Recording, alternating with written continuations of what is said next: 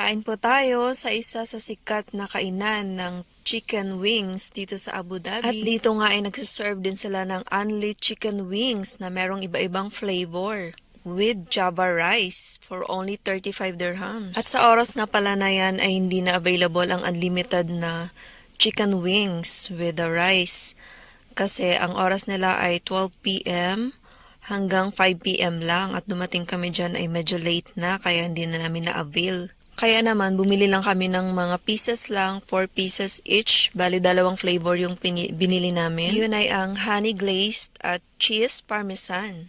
At nung matikman nga namin ay grabe, ang sarap. Fried chicken siya na meron siyang flavor na ayun nga manamis-namis. Kung mahilig kayo, yun ang honey glazed ang piliin nyo. At yung mahilig naman kayo sa cheese ay ang cheese parmesan.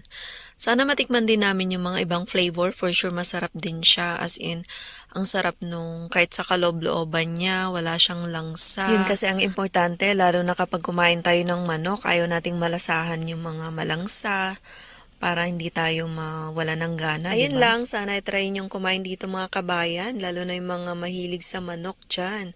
Try nyo naman ang wings na merong different flavors. Dito lang yan sa may Al Compadre sa loob ng Al Maraya Mall, Hamdan Street, Abu Dhabi, UAE. Thank you for watching. Please heart, comments, and follow my FB page, Chan Vlogs page. Bye!